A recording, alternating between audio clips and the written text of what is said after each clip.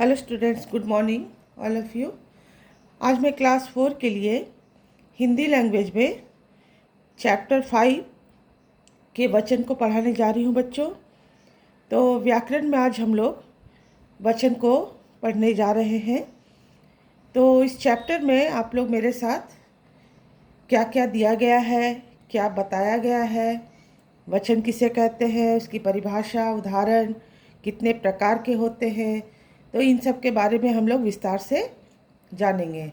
तो यहाँ आप देख सकते हो कि सबसे पहले यहाँ वचन की परिभाषा दी गई है।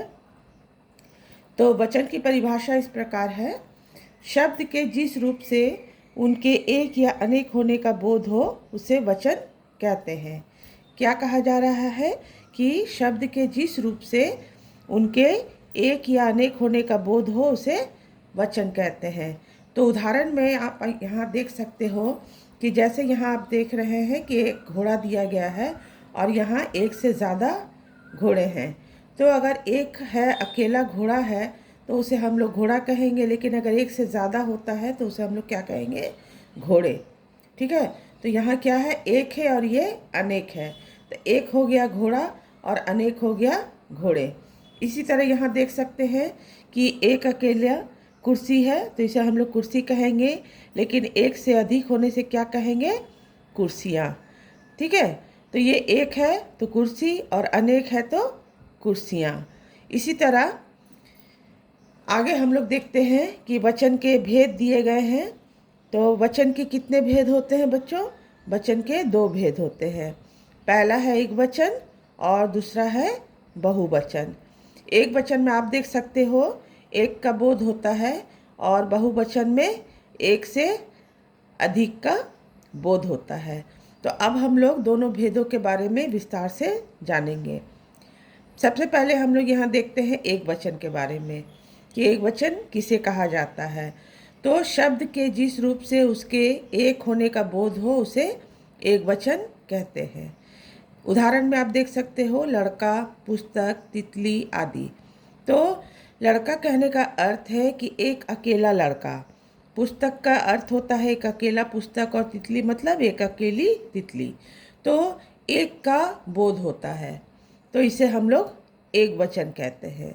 और बहुवचन की परिभाषा इस प्रकार है: शब्द के जिस रूप से उसके एक से अधिक होने का बोध हो उसे बहुवचन कहते हैं। जैसे लड़के, पुस्तकें, तितलियाँ आदि। तो यहाँ हम लोग एक वचन में उदाहरण देखे थे लड़का, लेकिन बहुवचन में क्या हो जा रहा है? लड़के। एक वचन में था पुस्तक और बहुवचन मतलब एक से अधिक है तो पुस्तकें। और एक वचन में हम लोग देखे थे तितली, एक अकेली तितली है, लेकिन जब वो एक से अधिक है तो उसे हम लोग तितलियाँ कहेंगे। तो इस तरह एक वचन और बहुवचन की परिभाषा को हम लोगों ने जाना। अब यहाँ आप देख सकते हो कि एक वचन से बहुवचन बनाने के बहुत सारे नियम दिए गए हैं। तो यहाँ क्या कहा जा रहा है? एक वचन से बहुवचन बनाने के नियम। ठीक है। तो पुल्लिंग शब्दों में आ के स्थान पर ए की मात्रा लगाकर। तो यहाँ पर आ की जगह क्या लगाना है? ए की मात्रा लगाना है। जैसे यहाँ पहला शब्द है बच्चा। बच्चा एक वचन है और उसका बहुवचन हो जाएगा बच्चे। फिर है पैसा। पैसा का बहुवचन होगा पैसे। कमरा का बहुवचन होता है कमरे। गधा का बहुवचन होगा गधे। इसी तरह यहाँ भी और कुछ शब्दों को दिया गया है, जैसे कपड़ा। कपड़ा का बहुवचन हो जाएगा कपड़े। केला का बहुवचन होगा केले।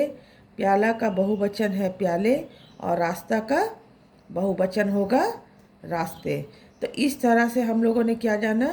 इस तरह से हम लोगों ने यह जाना कि आ के स्थान पर एक की मात्रा लगाकर बहुवचन शब्दों को बनाना। इसके बाद हम लोग आते हैं स्त्रीलिंग शब्दों। आप यहाँ देख सकते हो कि क्या दिया जा रहा है कि स्त्रीलिंग शब्दों में आ के स्थान पर ऐ की लगाकर, मतलब चंद्रबिंदु लगाकर। जैसे यहाँ है माता। माता का बहुवचन होगा माताएं। कला, कला का कलाएं। कथा, कथा का कथाएं। महिला, महिला का महिलाएं। ठीक है। तो इस तरह से एक वचन शब्दों से बहुवचन शब्दों को बनाना।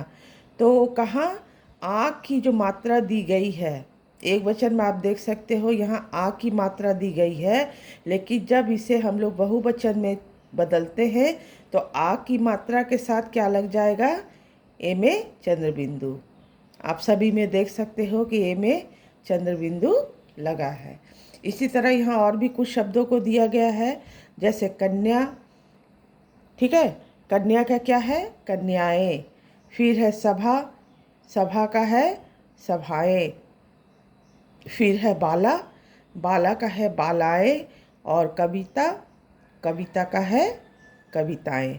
तो इस तरह से आ की मात्रा के स्थान पर ए में चंद्र बिंदु लगाकर लिखना है। तो ये आपका जो यहाँ शब्द दिया गया है, ये शब्द तो रहेगा और साथ में क्या लगा देना है, और सब इन सब के साथ में हमें ए में चंद्र बिंदु को लगा देना है, ठीक है। इसके बाद बोला जा रहा है कि ए लगाकर स्त्रीलिंग। जैसे यहाँ आप देख सकते हो किताब, किताब कहने का अर्थ है एक अकेला किताब या एक वचन है, और जब एक से अधिक किताब होंगे तो उसे हम लोग क्या कहेंगे, किताबें। फिर है बहन, एक अकेली बहन, लेकिन एक से अधिक है तो क्या कहेंगे, बहनें। तो ये एक वचन शब्द है और इधर क्या हो रहा है, इधर बहुवचन शब्द बन रहे हैं। फिर है लहर, लहर का क्या होगा, लहरें। फिर पेंसिल, एक वचन है और उसका बहुवचन होगा पेंसिलें। इसी तरह यहाँ भी कुछ शब्द दिए गए हैं, ये एक वचन शब्द है और उनका ये बहुवचन बना है। तो जैसे है यहाँ गाय, गाय का बहुवचन हो जाएगा गायें। फिर है बात, बात का बहुवचन होता है बातें। फिर है कलम, कलम एक वचन है और एक से अधिक होगा तो उसे कहेंगे कलमें। फिर रात, रात का बहुवचन होगा रातें, ठीक है बच्चों। इसके बाद क्या बोला जा रहा है कि बड़ी के स्थान पर छोटी ई की मात्रा तथा अंत में यौम आकर चंद्र बिंदु लगाकर लिखना है, ठीक है। बड़ी ई के स्थान पर छोटी ई लगाना। जैसे आप यहाँ देखो लड़की, तो लड़की में क्या है, कौ में यहाँ बड़ी ई की मात्रा है, लेकिन यहाँ एक अकेली लड़की है या एक वचन शब्द है, लेकिन लड़की का जब बहुवचन लिखेंगे तो हो जाएगा लड़कियाँ। तो यहाँ आप ध्यान दे सकते हैं कि लड़की में कौ में बड़ी की मात्रा है, लेकिन जब उसे लड़कियाँ लिखते हैं तो ये बड़ी की मात्रा किस में बदल जा रहा है, छोटी की मात्रा में, ठीक है। और इसमें क्या लग जा रहा है, यौम आकर चंद्र बिंदु। इसी तरह देख सकते हैं नदी, नदी में भी दौ में बड़ी की मात्रा है, लेकिन जब इसका बहुवचन बनाएंगे तो ये बड़ी की मात्रा किस में बदलता है, छोटी की मात्रा में, और यौम आकर चंद्र बिंदु लग जाएगा। तो नदी एक वचन है और उसका बहुवचन होगा नदियाँ। इसी तरह है रानी, रानी का बहुवचन होता है रानियाँ। पूरी, पूरी का बहुवचन होगा पूरियाँ। नारी, नारी एक वचन है, उसका बहुवचन होगा नारियाँ। इसी तरह यहाँ भी कुछ शब्दों को दिया गया है, एक वचन शब्द हैं ये सारे, और इनका बहुवचन इधर बनाया गया है।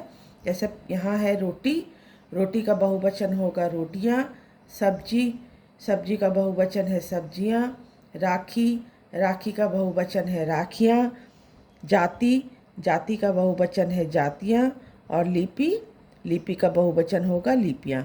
तो यहाँ आप ध्यान दो कि जहाँ पर बड़ी की मात्रा दी गई है, इन सभी में बड़ी की मात्रा लगा हुआ है, लेकिन बड़ी की मात्रा क्या हो जा रहा है, छोटी की मात्रा में बदल जा रहा है।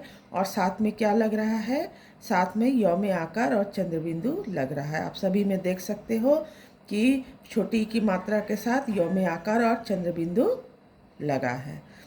इसके बाद है या पर चंद्र बिंदु लगाकर, या पर चंद्र बिंदु लगाकर। तो जैसे यहाँ देख सकते हैं चिड़िया, तो चिड़िया यहाँ पर जैसे हम लोग साधारण एक चिड़िया लिखते हैं उस तरह से ये लिखा गया है, ये एक वचन है। और जब एक से अधिक चिड़िया होगी तो उसे हम लोग क्या कहेंगे, चिड़िया। यहाँ आप ध्यान दो कि इसमें यौम आकार में चंद्र बिंदु लग गया है। अगर चंद्र बिंदु लगा हुआ है तो इसका मतलब है वो एक से अधिक है, लेकिन अगर चंद्र बिंदु नहीं है इसका अर्थ होगा कि वो एक अकेला। इसी तरह है गुड़िया। गुड़िया मतलब एक अकेली गुड़िया, लेकिन एक से अधिक है तो उसे हम लोग कहेंगे गुड़िया मतलब एक से अधिक गुड़िया है। य में आकर और चंद्र बिंदु लग जाएगा। इसी तरह है यहाँ डिबिया। डिबिया एक वचन है और इसका बहुवचन होगा डिबिया। और लुटिया एक वचन है, उसका बहुवचन होगा लुटिया।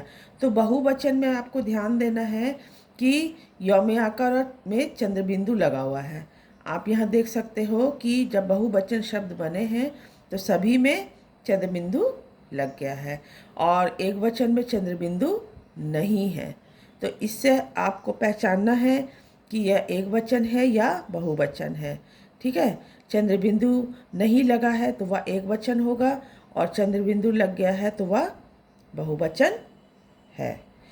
इसके बाद है छोटी ऊ। बड़ी ऊ के बाद ए में चंद्र बिंदु लगाकर बड़ी ऊ को छोटी ऊ में बदल देते हैं। किस तरह से? जैसे यहाँ आप देखो कि क्या लिखा हुआ धेनु। यहाँ क्या है? नाव में छोटी ऊ है। ठीक है, तो धेनु का एक वचन होता है और उसका बहुवचन होगा धेनुए।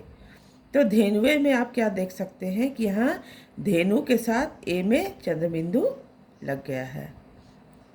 इसी तरह है वस्तु। वस्तु में भी आप देख सकते हो कि वस्तु में ए में चंद्र बिंदु लग गया है। तो ए में चंद्र बिंदु के साथ लिखा हुआ शब्द क्या होगा? बहुवचन।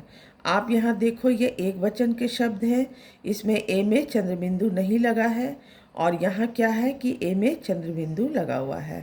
तो यह एक वचन है और इधर बहुवचन दिया गया है।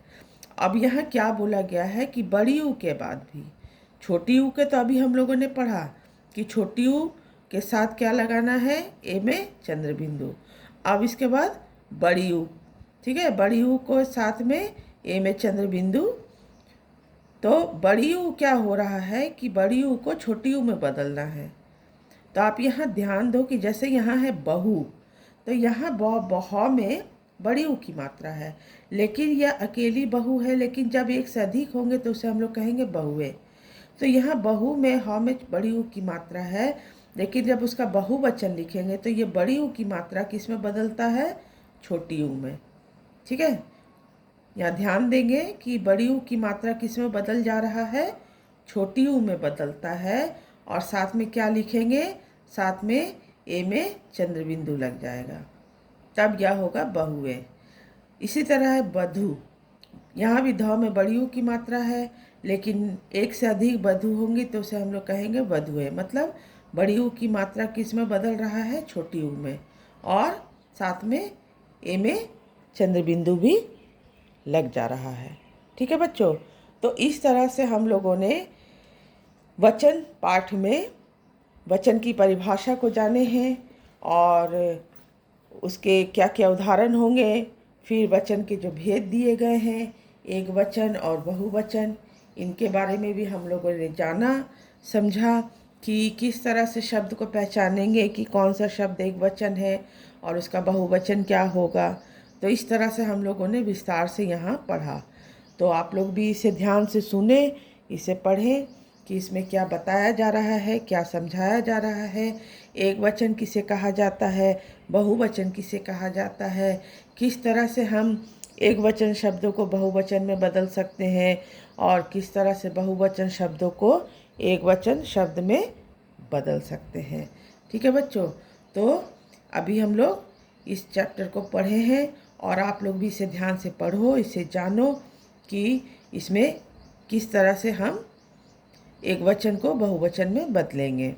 ठीक है बच्चों, इसके आगे का जो भी क्लास है, जो भी वर्क है, मैं फिर आपको बताऊंगी।